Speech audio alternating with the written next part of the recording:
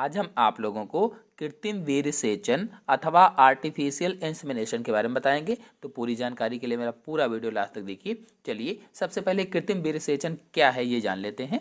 तो इस विधि में कृत्रिम साधनों द्वारा मादा के जनन पथ में ऐच्छिक नर के वीर्य को सुई द्वारा पहुंचाया जाता है। कहने का मतलब ये हुआ कि कोई अच्छी नस्ल का नर हो, उसका वीर्य या सीमेन निकाल करके मादा के जनन पथ में पहुंचाते हैं। वास्तव में इसमें होता क्या है कि पहले ही किसी अच्छे नर या मेल का वीर्य इकट्ठा करके उचित तापक्रम पर रख लिया जाता है और फिर उसी वीर्य को मादा में स्थापित करके मनवांछित नस्ल के पशु प्राप्त किए जाते हैं या पशु तैयार किए जाते हैं। इसीलिए कहा गया कि इसमें उत्तम नस्ल के नर पशु का वीर्य एकत्रित करके या तो तुरंत ही अथवा हिमीकृत करके, हिमीकृत करने का मतलब है कि निकालने के बाद उसको एक उचित तापक्रम पर रखा जाता है, उसको हिमीकृत कहा जाता है ताकि वो खराब ना हो, तो बाद में प्रयोग में लाया जाता है। कुल मिलाकर के कृत्रिम वीर्य सेचन की परिभाषा हम लिख सकते हैं कि गर्भधारण कराने के उद्देश्य से मैथुन के बजाय अन्य तरीके से मादा के गर्भाशय में नर का शुक्राणु पहुंचाना ही कृत्रिम वीर्य सेचन कहलाता है या आर्टिफिशियल इंसेमिनेशन कहलाता है। चलिए अब जानते हैं कि कृत्रिम वीर्य सेचन का महत्व क्या है, अर्थात इंपॉर्टेंस ऑफ आर्टिफिशियल इंसेमिनेशन के बारे में समझ लेते हैं। तो पहला पॉइंट है वांछित नस्ल की प्राप्ति में सरलता होती है, यानी हम जैसी नस्ल चाहते हैं उस प्रकार की नस्ल हमें प्राप्त हो जाती है, अच्छी से अच्छी नस्ल प्राप्त हो जाती है। फिर दूसरा है एक नर के वीर्य से कई मादाओं को गर्भित किया जा सकता है। अब चूंकि पहले से ही इकट्ठा करके वीर्य को रख लिया गया है, हिमीकृत किया गया है या उचित तापक्रम पर उसको सुरक्षित रखा गया है, अब उस वीर्य को कई मादाओं के गर्भ में स्थापित किया जा सकता है अलग अलग, और अच्छी नस्ल के पशु तैयार किए जा सकते हैं या अच्छी नस्ल के जंतु तैयार किए जा सकते हैं।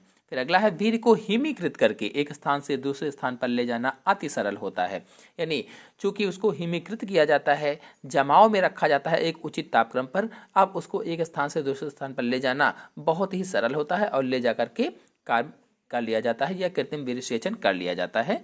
इसके बाद अगला है विदेशों में रखे गए उत्तम नस्ल के सांड के वीर्य को भी प्रयोग में लाया जा सकता है, और विदेशों में जो उत्तम नस्ल के सांडों के वीर्य को रखा गया है, सीमेन को रखा गया है, तो उसको भी प्रयोग में लाया जा सकता है यहाँ पर ला करके। संक्रामक रोगों के फैलने की संभावनाएं कम हो जाती हैं। ऐसे में जो जमाव करके रखा गया है वीर्य को, कृत्रिम वीर्य सेचन किया गया है, तो उसमें उससे क्या होता है कि संक्रामक रोग फैलने की संभावनाएं बहुत ही ना के बराबर होती हैं या कम हो जाती हैं।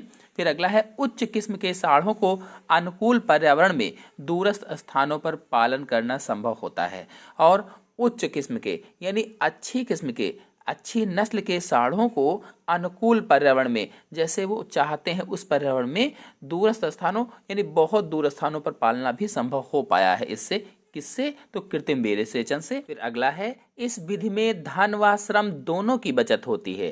फार्म पर सांड पालन की आवश्यकता नहीं होती है, यानी इसमें धन की भी बचत होती है और मेहनत भी नहीं पड़ती है।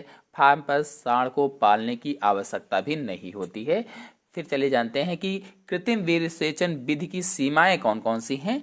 तो कृत्रिम वीर्य सेचन विधि सामान्यतः पशुओं के बीच में होने वाले संगम की अपेक्षा अधिक सफल व सुविधाजनक है, यानी जो नेचुरल रूप से रिप्रोडक्शन होता है तो उससे ज़्यादा अच्छा कृत्रिम वीर्य सेचन माना गया है। किंतु अभी भी यह इतनी अधिक लोकप्रिय या प्रचलित नहीं हो पाई है, जिसका कारण कुछ पॉइंट है हम आपको बता रहे हैं। पहला पॉइंट है पशु चिकित्सक एवं टेक्नीशियन की आवश्यकता होती है। अब इसमें आवश्यकता किसकी पड़ेगी? तो पशु चिकित्सक होना चाहिए और टेक्नीशियन होना चाहिए कि किस तरह से उसके अंदर प्रवेश करा करके उसमें स्थापित किया जाए शुक्राणुओं को। फिर दूसरा है कृत्रिम वीर्य सेचन में विशेष यंत्रों की आवश्यकता होती है, और इसके लिए अब अगर कृत्रिम वीर्य सेचन करना चाहते हैं, किसी मादा के गर्भ में वीर्य को डालना चाहते हैं, तो आपको विभिन्न प्रकार के यंत्रों की जरूरत पड़ेगी, यंत्रों की आवश्यकता पड़ेगी।